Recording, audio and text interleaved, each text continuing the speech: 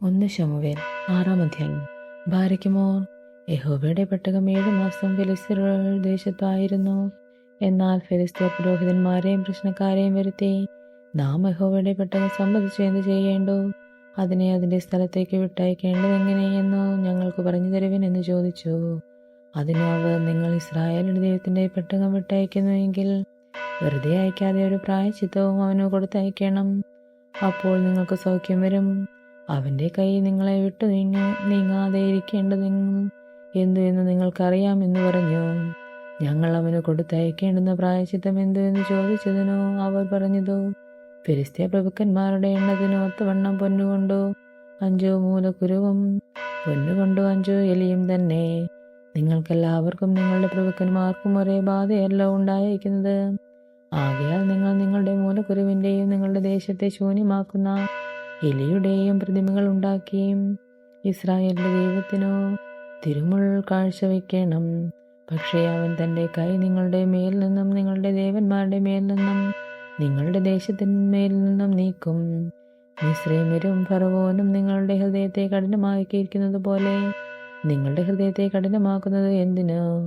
അവരുടെ ഇടയിൽ അത്ഭുതം പ്രവർത്തിച്ച ശേഷമല്ലയോ അവർ അവരെ വിട്ടയക്കുകയും അവർ പോവുകയും ചെയ്തതും?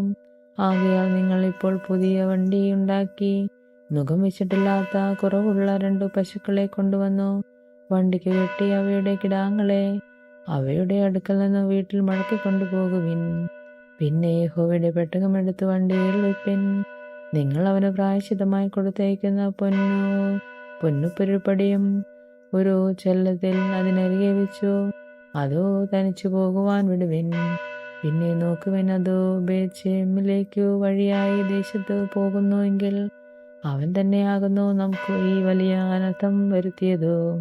അല്ലെങ്കിൽ നമ്മെ ബാധിച്ചത് അവന്റെ കൈയല്ല, യാദൃച്ഛിയാം നമുക്ക് ഭവിഷ്യതത്രേ എന്നു അറിഞ്ഞുകൊള്ളാം.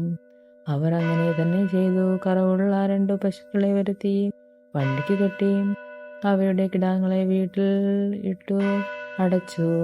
പിന്നെ അവർ യഹോവയുടെ പെട്ടകവും പൊന്നും കൊണ്ടുള്ള എലികളും മൂലക്കുരുവിന്റെ പ്രതിമകളും എടുത്ത് ചെല്ലവും വണ്ടിയിൽ വെച്ചു. ആ പശുക്കൾ നേരെ ബേത്ശേമിലേക്ക് വഴിക്കു പോയി. അവ കരഞ്ഞുകൊണ്ടും വലത്തോട്ടോ ഇടത്തോട്ടോ മാറാതെ പെരുവഴിയിൽ കൂടി തന്നെ പോയി. ഫെലിസ്ത്യ പ്രഭുക്കന്മാരും ബേത്ശേമിന്റെ അതിർവരെ പിന്നാലെ ചെന്നു. അന്നേരം ബേത്ശേമ്യർ താഴ്വരയിൽ കോതമ്പ് കൊയ്യുകയായിരുന്നു. അവർ തല ഉയർത്തി പെട്ടകം കണ്ടിട്ട് സന്തോഷിച്ചു. വണ്ടി ബേത്ശേമ്യരായ യോശുവയുടെ വയലിൽ വന്നു നിന്നു. അവിടെ ഒരു വലിയ കല്ല് ഉണ്ടായിരുന്നു. അവർ വണ്ടിയുടെ മരം വെട്ടിക്കേറി പശുക്കളെ യഹോവയ്ക്ക് ഹോമയാഗം കഴിച്ചു. ലേവ്യർ യഹോവയുടെ പെട്ടകവും പൊന്നുരുപ്പടികളുള്ള ചെല്ലവും ഇറക്കി ആ വലിയ കല്ലിന്മേൽ വെച്ചു. ബേത്ശേമ്യർ അന്നു യഹോവയ്ക്ക് ഹോമയാഗങ്ങളും ഹനനയാഗങ്ങളും അർപ്പിച്ചു. ഫെലിസ്ത്യ പ്രഭുക്കന്മാർ ഏവരും ഇതു കണ്ട ശേഷം തന്നെ എക്രോനിലേക്ക് മടങ്ങിപ്പോയി.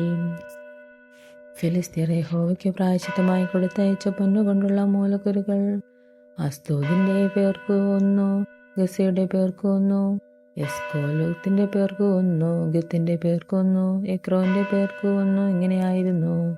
പൊന്നുകൊണ്ടുള്ള എലികൾ ഉറപ്പുള്ള പട്ടണവും നാട്ടിൻപുറത്തിലെ ഗ്രാമങ്ങളിലുമായി 5 പ്രഭുക്കന്മാരുള്ള സകല ഫെലിസ്ത്യ പട്ടണങ്ങളെയും എണ്ണത്തിന് ഒത്തവണ്ണമായിരുന്നു. അവർ യഹോവയുടെ പെട്ടകം ഇറക്കി വെച്ച വലിയ കല്ലോ ബേത്ശേമ്യനായ യോശുവയുടെ വയലിൽ ഇന്നുവരെയും ഉണ്ട്.